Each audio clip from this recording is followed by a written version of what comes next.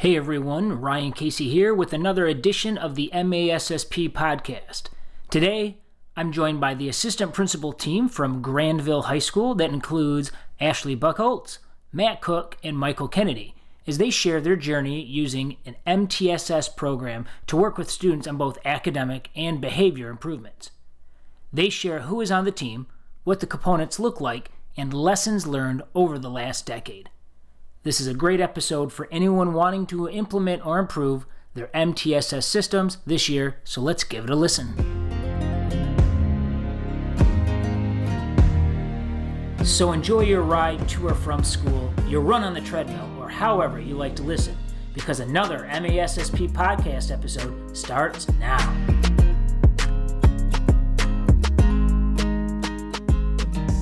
Well, Mike, Ashley, Matt, thank you so much for joining us on the MASSP podcast today. Really appreciate you taking your time out of the beginning couple of weeks of the school year to sit down and talk about MTSS with me. Well, thanks for having us. Thanks for having us. So, we wanted to talk about this for a while now.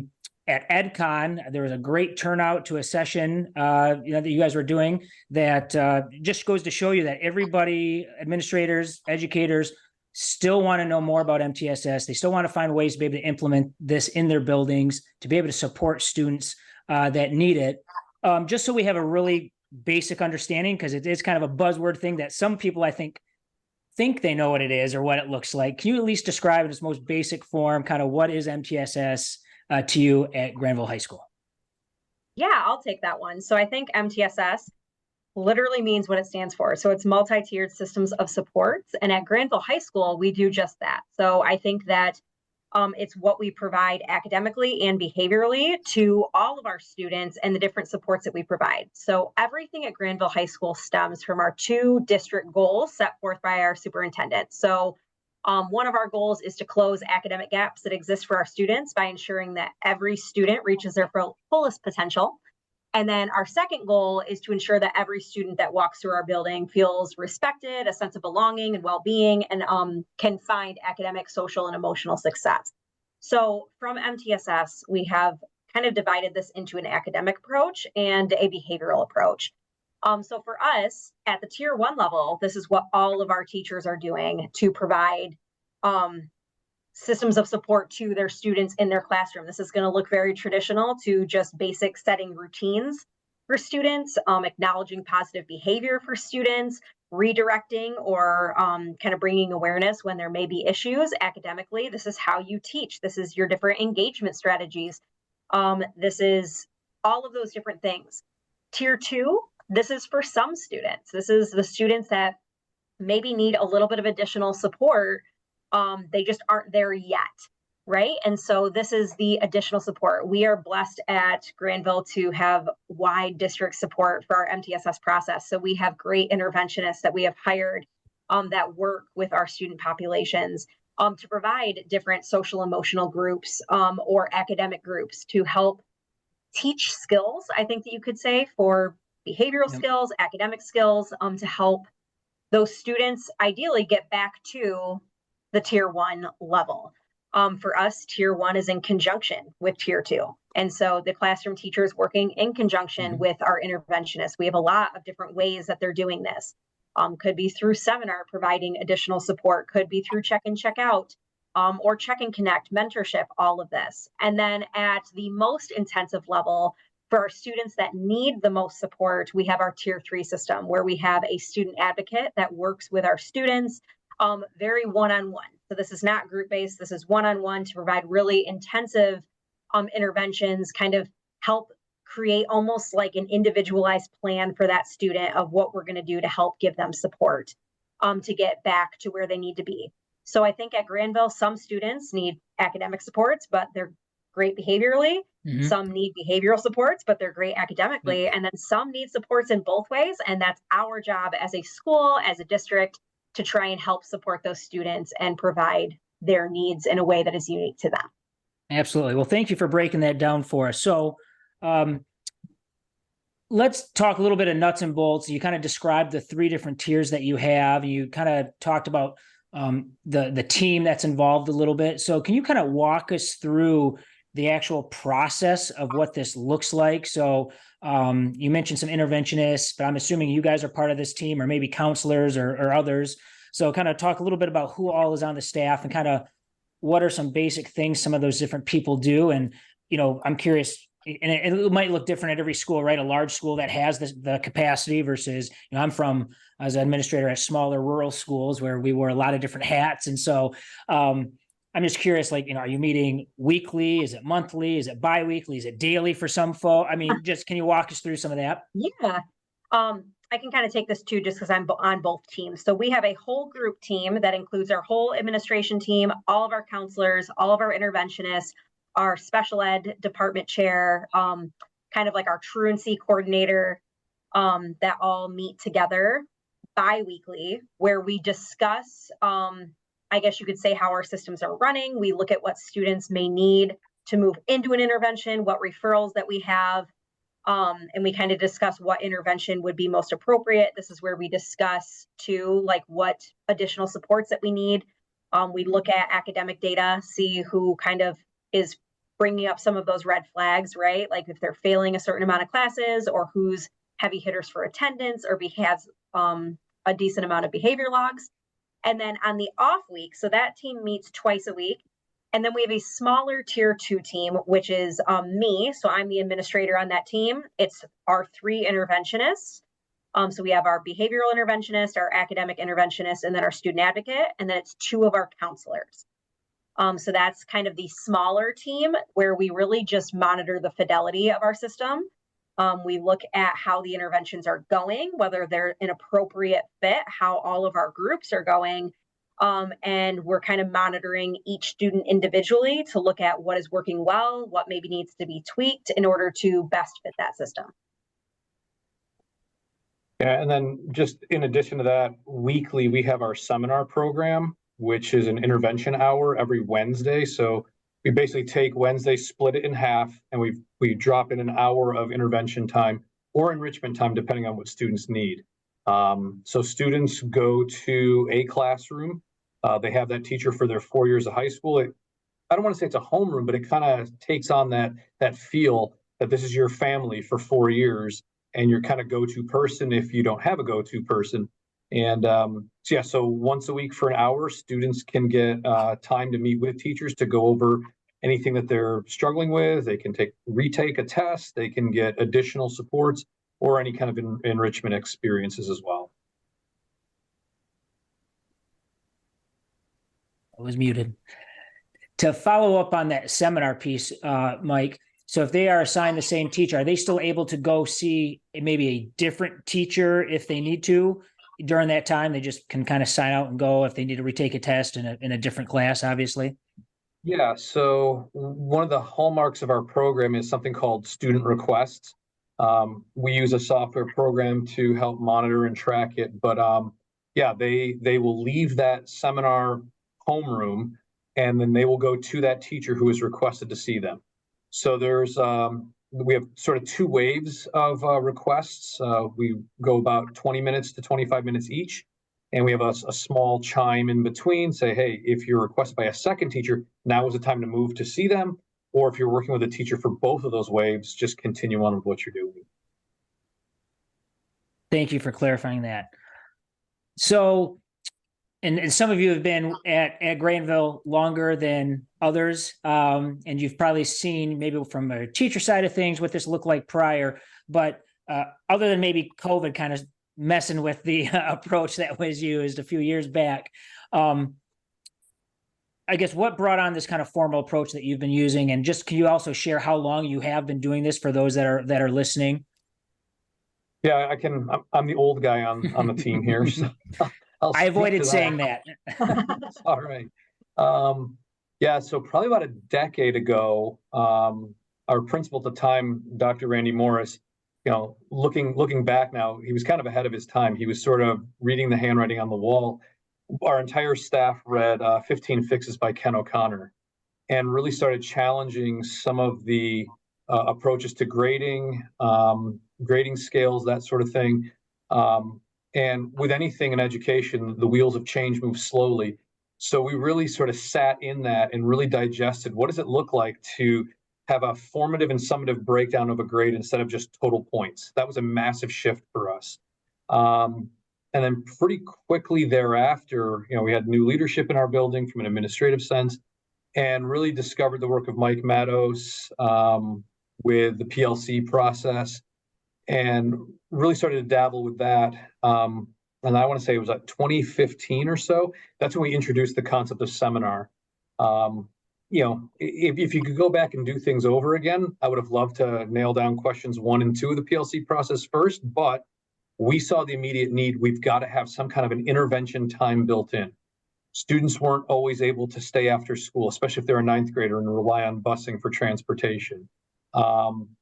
Kids would no-show, or there'd be conflicts in schedules for before and after school. So how do we get the kids the help they need in the school day, which at the time felt very revolutionary and scary in a lot of ways.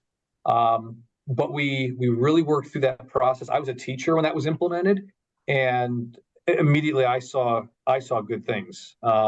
Kids feeling a sense of belonging, being part of this family approach to seminar, and then just getting that time to breathe and pull a kid aside and get some additional support for them. We saw in the first couple of years, it's gone through many iterations. We have the freedom to adjust and tweak things as the feedback suggests and the data suggests we need to. But we cut our failure rate in half within the first Wow. 2-3 years of seminars being a real thing. Obviously, it takes some getting used to, but we saw results almost immediately, which told us we're on the right track. Now, how do we take this even further from a system standpoint? And then that just led naturally to adopting common summative assessments for students, so that every student's getting that viable curriculum that's transparent, that everybody's going to get the same experience. Not to take away from teacher autonomy and the way in which they teach their class, but kids will have a similar experience. We're going to ask them to learn the exact same things, and that there should be predictable outcomes in terms of how we assess them. And we're still in the process of developing that. And we just put together some curriculum transparency guides for new staff to our building, because 40, I think we were talking about this the other day, I think 40% of our staff has turned over in the last 5 to 10 years. And so a new teacher comes in, what do I teach? Well, here you go. Our curriculum transparency guides, establishing those essential skill documents, basically sets them up for success. It sets kids up for success because there's no more wondering, what am I doing in this class? What am I doing today? There's a very clear and purposeful design behind it. So we're in the process of that. I think we've always had great people in our building, but people retire, people take other jobs, people leave the profession. So you can't put all your eggs in the people basket, even though we're in the people business. So what we have discovered in the last few years is just systems are what make the difference. Because when a system is set up and there's complete support and buy-in, then you can plug the right people into the right places in that system. So speaking of systems, what would you suggest? Because everybody's gonna, that they want to do this, but they're probably scared off that it's a pretty heavy lift, especially depending on the size, as I mentioned, the size building that they might be at. So what are some things that people are going to really want to make sure that they include as they approach this? I'm curious also, as you are monitoring the behaviors in the academic side of this, are you simply gathering this data from your student information system? Are you using a specific program? Are people just on these crazy nuts Excel spreadsheets and Google Sheets documents to do this? I'm just trying to think of what are some things people are going to want to be mindful of or try to learn how to use, or certain people to include, especially if they can't do it the exact same way maybe Grandville is. I would say a little bit of both. On the academic side, our student advocate, who is part of our Tier 3 support, he goes in, he gathers all the academic information and sends out weekly grade reports to the entire team.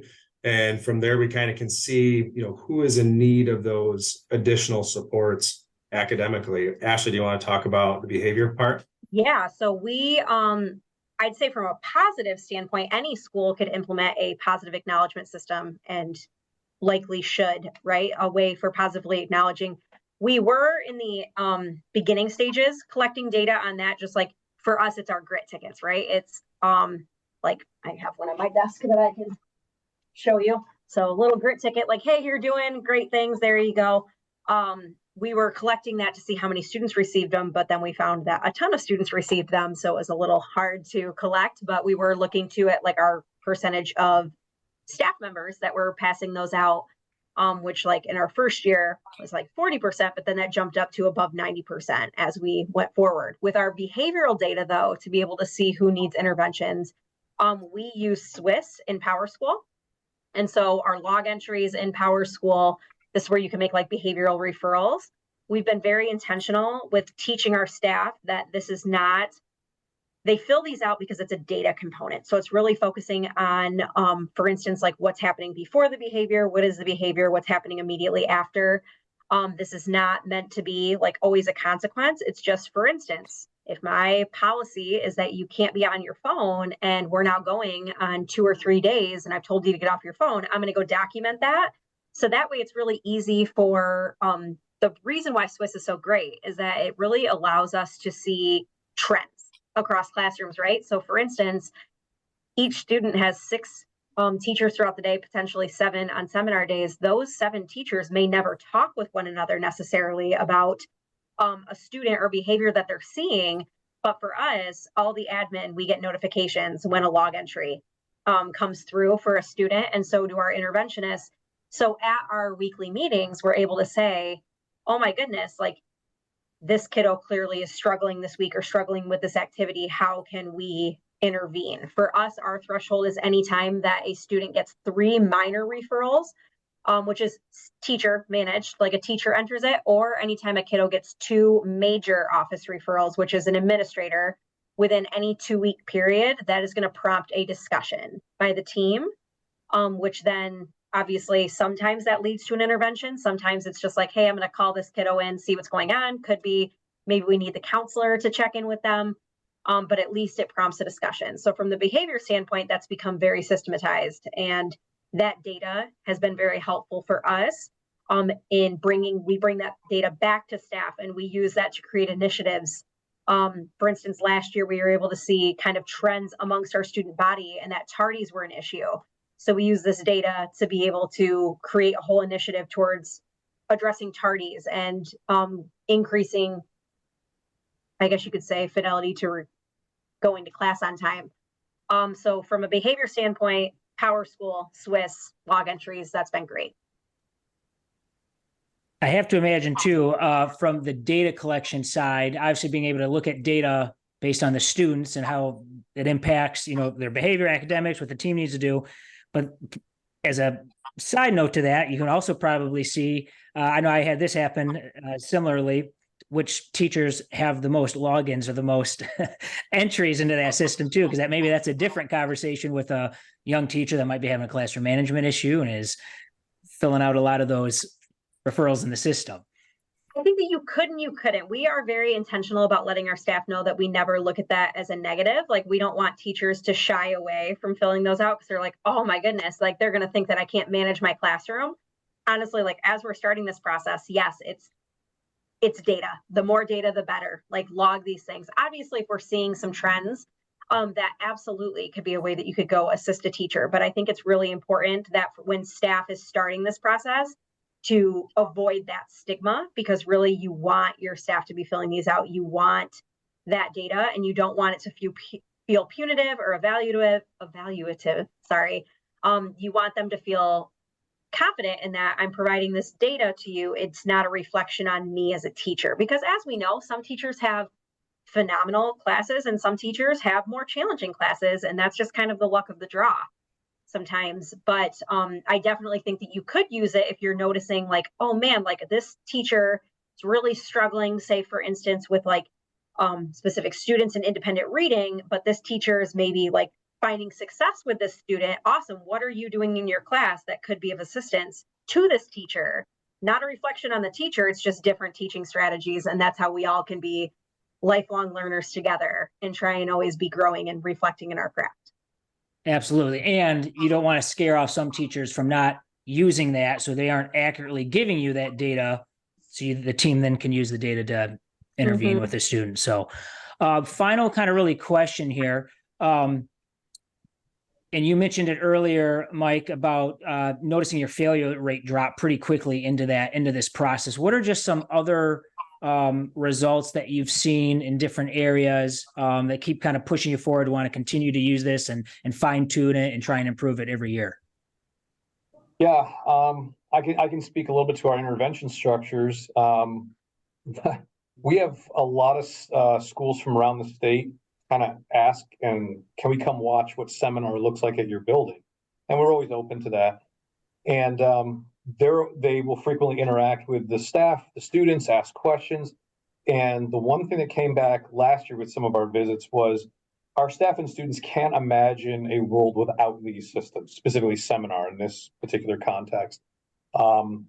So there is this sort of, I mean, no kid's going to go, yay, seminar. But there is, I think, that deeper appreciation for my school, my teachers, my administration are trying to create space and time for me to show improvement, success toward graduation. I think there's a recognition of that. It's not going to manifest in the ways maybe we'd all like to hear it at times. But that's one thing that I've sensed. One thing I want to jump, sorry. I was going to say one thing qualitatively too that kind of has been reaffirming but helps us with this is that we issue a student perception survey, and from our different systems, the positive acknowledgement systems, we've been really intentional about trying to recognize students. And our data from the past 5 years, it has been shown that students feel over the course of these 5 years more connected to school. They feel more recognized by staff members. They feel more seen. And thus that leads to overall a better school climate in general. And that has been really powerful for us too, is just knowing that although grit tickets at times can seem kind of gimmicky at the high school level, we just keep going back, like students really like them and students get excited about receiving them. And we look at our data, we take the TFI, the tiered fidelity inventory every year as a team where we're able to monitor our systems and say, okay, what percentage of our fidelity, what's our rate in our tier 1, tier 2, tier 3, and what room do we have to grow? Awesome. Even looking at the data from seminar requests, right? The system we use allows us to gather some of that. We've been able to show a direct correlation to hitting that first district goal of closing that academic gap. The data speaks for itself, that if you spend time with a student and you give them opportunities, they usually, in almost all cases, improve. You know, maybe they don't jump from an F to an A, but they definitely show growth toward proficiency for those essential skill standards that we've set. Absolutely. Any advice you'd offer anybody that's looking to try and improve their system or get one started if they just feel like they don't have anything formal? Any important tips or tricks or advice? Yeah, I can talk a little bit about that. You know, our district really made a concerted effort of jumping into the PLC process and taking that dedicated time to really work on course essentials, curriculum transparency, to make sure that we have that clear and viable curriculum. If your district isn't at that point to get to that spot, then whatever system that you currently have, work within that system to try to, you know, create your course essentials and help answer question number 1 of the PLC process. What do we want our students to know? You know, and start there with that groundwork. Start to align common summative assessments and common formative assessments to those course essentials to help answer question number 2 of the PLC process. How will we know they've learned it? So, you know, we're really lucky. We have a great system in place where we get to meet with our teachers and have dedicated team time. We can kind of start in that, you know, in that tier 1 place, you know, within the classroom. What is it we want our students to know and learn? How we know they've learned it, and then how we'll respond if they don't know it, and start there. So even if you don't have seminar in place, even if you don't have dedicated PLC time, those are all little things that you can kind of start to work towards. Yeah, just to add on to that, you know, it's kind of the idea of go slow to go right. You know, like you want to get it right, so take your time. It's easy to read a book or to go to a conference and be super, you know, jacked. And I've been there, done that. right? And that's fine, and that's good. You need that passion, but I think slowing down, asking those questions, having those conversations, kind of like what Matt was describing, I think is crucial. And just knowing the why behind implementing something, or like even starting to think about doing this, have a why behind it. Because if you can explain a why to your stakeholders, whether it's your community, your parents, your staff, your students, if you can explain the why well, they're more than likely going to be supportive of it. And then, just really getting that. I mean, I think they use the guiding coalition is the language of the PLC process, but really get that core group of people who are committed to this and are willing to start asking those tough questions, pushing a little bit that, in terms of progress down the road. I think those are all important pieces too. Awesome. Yeah, and I think from an MTSS standpoint or from a behavior standpoint, I agree with what Mike said, like go slow to go fast. This has been a very long process, and at times it can be kind of daunting for the team when you're like, oh man, like we're not doing enough, we're not going fast enough. But when you're intentional with the work that you're doing, taking each process, because when you look at everything that can go into behavior and everything that can go into MTSS, there's a lot, and you're going to be eager to do it all at once. And I think it's just being really intentional about making sure that every single step and process is fully explained, your why, and that you have that really right before you move on to your next step.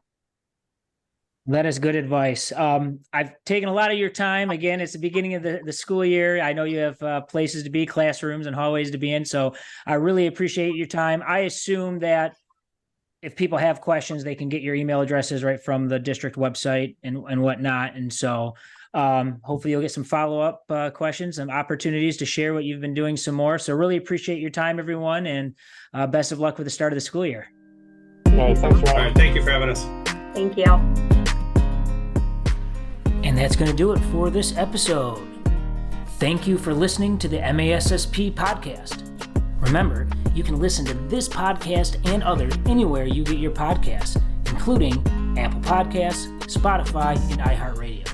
Just search for MASSP or hit the subscribe button right now.